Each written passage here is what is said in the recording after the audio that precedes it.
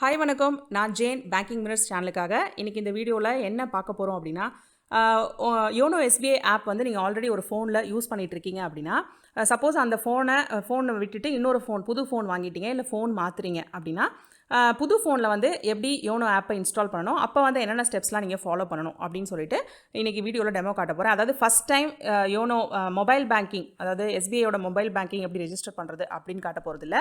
ஏற்கனவே நீங்கள் mobile banking use பண்ணிட்டு இருந்திருக்கீங்க ஒரு ஃபோனில், ஆனால் அந்த ஃபோன் விட்டுட்டு இன்னொரு ஃபோனுக்கு நீங்கள் மாறுறீங்க, புது ஃபோன் வாங்குறீங்களோ இல்லை வேறு ஏதாவது ஒரு காரணத்துக்காக வேறு ஃபோன் மாற்றுறீங்களோ, அந்த மாதிரி ஒரு ரீசனுக்கு நீங்கள் வேறு ஃபோன் மாற்றுனீங்க அப்படின்னா, ஸோ அப்போ வந்து எப்படி ஆப்பை இன்ஸ்டால் பண்ணி நீங்கள் என்னென்ன ப்ரொசீஜர்லாம் ஃபாலோ பண்ணி மறுபடியும் நீங்கள் வந்து யோனோ ஆப்பை யூஸ் பண்ணலாம் அப்படின்னு சொல்லிட்டு பார்க்க போகிறோம். வீடியோக்கு போகிறதுக்கு முன்னாடி இன்னும் இந்த சேனலுக்கு சப்ஸ்கிரைப் பண்ணலாம், மறக்காமல் சப்ஸ்கிரைப் பண்ணிவிடுங்க. அண்ட் அந்த நோட்டிஃபிகேஷன் பட்டனை கண்டிப்பாக ப்ரெஸ் பண்ணிவிடுங்க.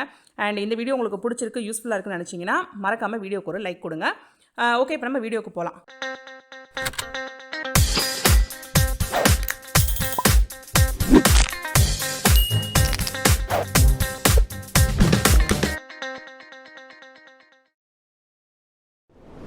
ஸோ இப்போ நான் என்ன பண்ணியிருக்கேன் அப்படின்னா, புது ஃபோனில் உங்களோட எந்த ஃபோனில் நீங்கள் மாற்றிட்டீங்களோ அந்த ஃபோனில் வந்து ஆப்வியஸ்லி ஃபஸ்ட்டு வந்து நீங்கள் ப்ளே ஸ்டோர் போயிட்டு யோனோ ஆப்பை வந்து இன்ஸ்டால் பண்ணணும். ஸோ யோனோ எஸ்பிஐ அப்படின்னு அடிச்சிங்கன்னா இந்த மாதிரி ஒரு ஆப் வரும். உங்களுக்கு தெரியும், நீங்கள் ஏற்கனவே யோனோ யூஸ் பண்ணிட்டு இருக்கனால.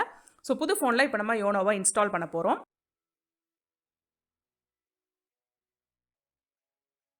ஓகே, இப்போ ஃபோனில் யோனோ ஆப் வந்து இன்ஸ்டால் ஆகிடுச்சு. இன்ஸ்டால் ஆனதுக்கப்புறமா ஓப்பன் அப்படின்னு இருக்கிற அந்த பட்டனை ப்ரெஸ் பண்ணுங்கள். ஸோ ஆப் வந்து இப்போ ஓப்பன் ஆகும். ஸோ உங்களோட டிவைஸ் லொக்கேஷனை வந்து ஆக்சஸ் பண்ணட்டுமா அப்படின்னு சொல்லி கேட்குது. அலோவ் ஆல் த டைம் கொடுக்கலாம், இல்லை allow only while using the app கொடுக்கறது நல்லது. டினை கொடுத்தீங்கன்னா ஆப் வந்து சரியாக ஒர்க் ஆகாது, நிறைய ப்ராப்ளம்ஸ் வரும். ஸோ நீங்கள் கண்டிப்பாக ஒன்று இல்லை ரெண்டாவது ஆப்ஷனை யூஸ் பண்ணணும். நான் ரெண்டாவது ஆப்ஷனை யூஸ் பண்ணுறேன். அதாவது இந்த ஆப்பை யோனோ ஆப்பை யூஸ் பண்ணும்போது மட்டும் அந்த ஆப் வந்து என்னோட லொக்கேஷனை பார்த்துக்கிட்டோம் அப்படின்னு சொல்லி நான் பெர்மிஷன் கொடுக்குறேன். ஸோ அதை கிளிக் பண்ணிவிடுங்க. கிளிக் பண்ணதுக்கப்புறம் பார்த்தீங்கன்னா இன்டர்ஃபேஸ் உங்களுக்கு இப்படி தான் இருக்கும். ஸோ கீழே பார்த்தீங்கன்னா 3 ஆப்ஷன் இருக்குது. New to SBI, existing customer, I have activation code. இப்போ ஐ ஹேவ் ஆக்டிவேஷன் கோடு எப்போ நீங்கள் யூஸ் பண்ணணும் அப்படின்னா, புதுசாக வந்து மொபைல் பேங்கிங் நீங்கள் வந்து ஆக்டிவேட் பண்ணிட்டீங்க, அந்த கோடு இருக்குது, இப்போ வந்து first time YONO app install பண்ணுறீங்க அப்படின்னா அந்த கோடு யூஸ் பண்ணணும். இல்லை எஸ்பிஐக்கே நான் புதுசு, இனிமேல் தான் மொபைல் பேங்கிங் ரெஜிஸ்டர் பண்ணணும் அப்படின்னா ஃபஸ்ட் ஆப்ஷன். இப்போ நம்ம எக்ஸிஸ்டிங் கஸ்டமர் ஆப்ஷனுக்கு போகிறோம். ஏன்னா நீங்கள் ஏற்கனவே ஒரு ஃபோனில் யோனோ ஆப் யூஸ் பண்ணிட்டு இருக்கீங்க, ஜஸ்ட் இப்போ ஃபோன் தான் மாற்றுறீங்க. ஸோ எக்ஸிஸ்டிங் கஸ்டமர் அப்படிங்கிற ஆப்ஷனை நான் கிளிக் பண்ணுறேன். கிளிக் பண்ணதுக்கப்புறமா இப்போது 3 ஆப்ஷன் மறுபடியும் இருக்குது. Login using internet banking ID, அதாவது நெட் பேங்கிங் நீங்கள் யூஸ் பண்ணுறீங்கன்னா அந்த ஐடி வச்சு நீங்கள் லாகின் பண்ணிக்கலாம். இல்லை register with my ATM card, இது வந்து நீங்கள் புதுசாக எப்படி மொபைல் பேங்கிங் இன்ஸ்டால் பண்ணுறீங்க, ஃபஸ்ட் டைம் யோனோ இன்ஸ்டால் பண்ணுறீங்க அப்படின்னாலும் அதை வச்சு தான் நீங்கள் ரெஜிஸ்டர் பண்ணணும். இல்லை ரெஜிஸ்டர் வித் அக்கௌண்ட் டீட்டெயில்ஸ், அதாவது உங்களோட account number and other details வச்சு, அதாவது சிஏஎஃப் நம்பர் அந்த டீட்டெயில்ஸ்லாம் வச்சு ரெஜிஸ்டர் பண்ணுறது 3வது ஆப்ஷன். ஸோ இப்போ நான் வந்து முதல் ஆப்ஷன் கிளிக் பண்ணுறேன். ஏன்னா என்கிட்ட நெட் பேங்கிங் இருக்குது. சப்போஸ் உங்கள்கிட்ட நெட் பேங்கிங் இல்லை அப்படின்னா நீங்கள் செகண்ட் ஆப்ஷன், உங்கள்கிட்ட டெபிட் கார்டு இருக்குது, ஏடிஎம் கார்டு இருக்குது அப்படின்னா அந்த கார்டோட நம்பர், நேம், பின் நம்பர் அடிச்சிங்க அப்படின்னா, சிவிவி பின் நம்பர்லாம் அடிச்சிங்கன்னா செகண்ட் ஆப்ஷனை வச்சு நீங்கள் உள்ளே போய்க்கலாம். 3வது ஆப்ஷன் வந்து பாஸ்புக்கில் இருக்கிற டீட்டெயில்ஸ் என்டர் பண்ணிங்கனாலே போதும். அதை வச்சு 3வது ஆப்ஷன், அதாவது நெட் பேங்கிங்கும் இல்லை, என்கிட்ட டெபிட் கார்டும் இல்லை அப்படிங்கிற பட்சத்தில் 3வது ஆப்ஷன் நீங்கள் சூஸ் பண்ணணும். இப்போ நான் ஃபஸ்ட் ஆப்ஷனுக்கு போகிறேன். ஃபஸ்ட் ஆப்ஷன் சூஸ் பண்ணோன்னே கேட்குது ரெஜிஸ்ட்ரேஷன் ஃபார் எக்ஸிஸ்டிங் கஸ்டமர்ஸ் அப்படியா அப்படின்னு கேட்குது.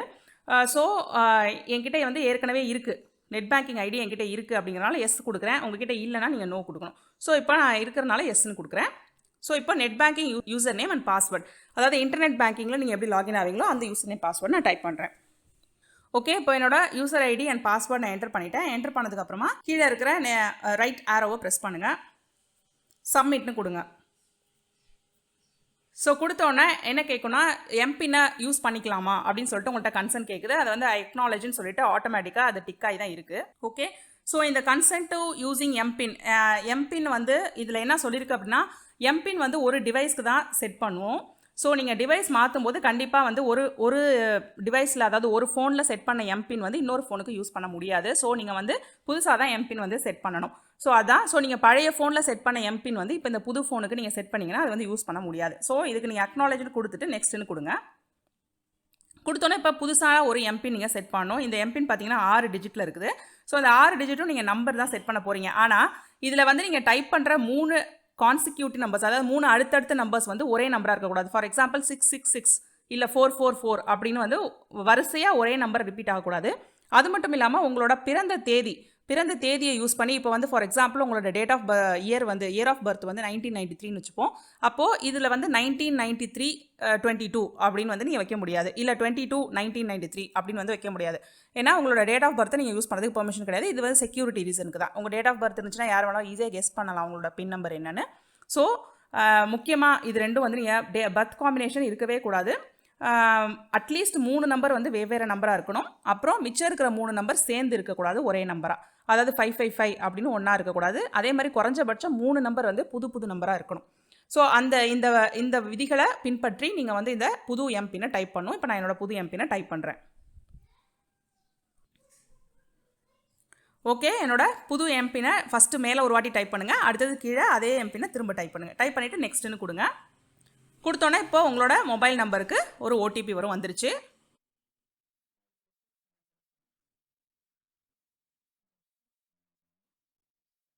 ஓகே, ஸோ வந்த ஓடிபியை என்டர் பண்ணுங்கள். சப்போஸ் ஓடிபி சில நேரம் வந்து டவர் ப்ராப்ளம் இல்லை வேறு ஏதாவது ப்ராப்ளம்ல வராமல் இருக்கும். அப்படி சப்போஸ் வரலைன்னா இங்கே கீழே வந்து அந்த என்டர் பண்ணுற லைனுக்கு கீழே ரீசெண்ட் ஓடிபின்னு இருக்கு இல்லையா, அதை ப்ரெஸ் பண்ணிக்கோங்க. ஸோ இப்போ ஓடிபி வந்துட்டனால நம்ம அதை என்டர் பண்ணிட்டோம். இப்போ நெக்ஸ்ட்டுன்னு கொடுக்குறோம். ஸோ ஓடிபி வந்தனால ஓடிபி என்டர் பண்ணி நெக்ஸ்ட்டுன்னு கொடுத்தோன்னே கங்க்ராச்சுலேஷன்ஸ் அப்படின்னு சொல்லிட்டு யூ ஹவ் சக்ஸஸ்ஃபுல்லி ரெஜிஸ்டர்னு வந்து. ஸோ இப்போ உங்களோட புது மொபைலில் உங்களோட யோனோ ஆப்பை நீங்கள் சக்ஸஸ்ஃபுல்லாக இன்ஸ்டால் பண்ணி புதுசாக ஒரு எம்பின் செட் பண்ணிட்டீங்க. இனிமேல் வந்து பார்த்தீங்கன்னா இந்த இன்டர்ஃபேஸ் உங்களுக்கு ஓப்பன் ஆகிடுச்சு.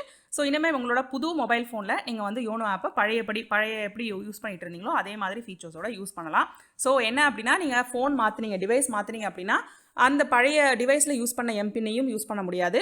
புது டிவைஸில் ஜஸ்ட் ஆப்பை இன்ஸ்டால் பண்ணி அப்படியே லாகின் பண்ணியும் யூஸ் பண்ண முடியாது.